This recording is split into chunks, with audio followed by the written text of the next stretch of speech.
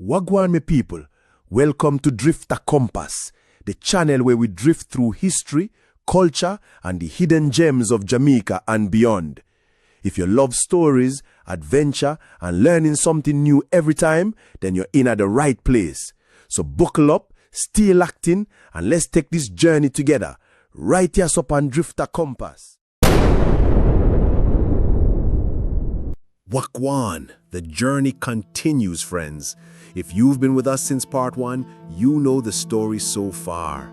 We talked about the incredible origins of the Jamaican Maroons, how they escaped from slavery, forged a new identity in the unyielding heart of Jamaica's mountains, and fought a brutal, decades-long war against the British Empire.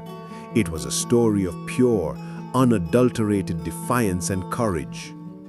Now, we continue our journey. This is part 2, and in this chapter, we are going to get to the heart of what made the Maroons truly legendary. Because securing freedom is one thing, but forging a life, a culture, and a society of your own in the face of a world that expects you to fail, that's something else entirely. We've talked about their battles, but now, let's talk about their life. Let's talk about how these warriors transformed themselves into the architects of their own societies. Imagine living in a land that's not only your home, but also your fortress. Every hill, every river, every dense thicket, it's all part of your survival. The Maroons were more than just masters of this land. They were a part of it. They weren't just surviving, they were thriving. They became expert farmers by using a genius system that was simple yet brilliant. This technique kept the soil fertile, prevented erosion on the steep slopes, and created a sustainable system that was almost invisible from the air. In these hidden plots, tucked away from prying eyes, they cultivated a bounty of crops like yam, cocoyam, corn, sweet potato, and most importantly, cassava, ensuring their communities were completely self-sufficient. And hunting?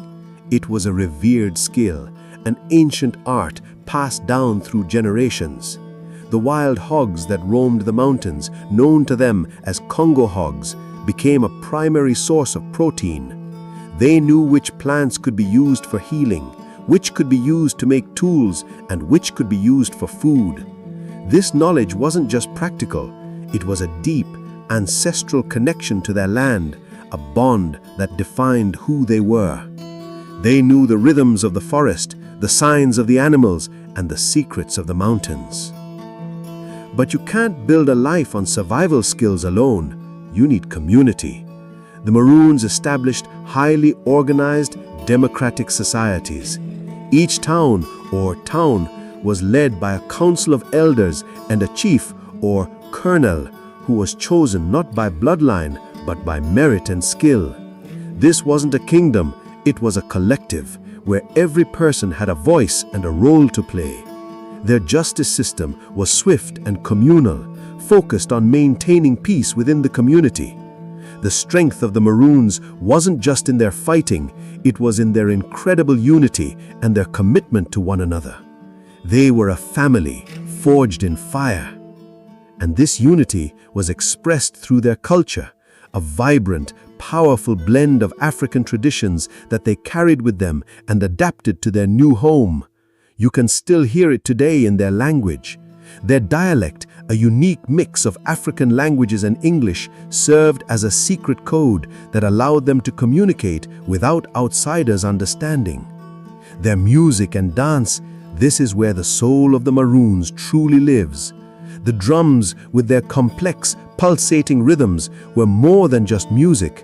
They were a language, a form of spiritual communication, a way to tell stories, and a way to keep history alive. And the dance, like the Cromanti dance, with its intense, powerful movements, wasn't just a performance, it was a ritual, a profound connection to their ancestors. And then there's the abeng. This isn't just a cow horn. It was the telephone of the mountains, a secret line of communication that could transmit complex messages across miles of dense jungle. A skilled abengblor could send a warning, a call to a meeting, or a message of celebration that mystified the British. It was the sound of their survival, a signal that their spirit was unbroken. Their spirituality, too, was a powerful force, rooted in West African spiritual practices like Obia and Komanti. Their beliefs provided comfort, guidance, and a deep sense of connection to their ancestors and the spiritual world. It was a source of strength, a reason to fight, and a way to hold on to their identity in a world that sought to erase it. So, when we talk about the Maroons, we're not just talking about a group of people who ran away. We're talking about a people who created a new life, a new culture, and a new way of being. They built their world from scratch, rooted in the values of community, resourcefulness, and fierce independence.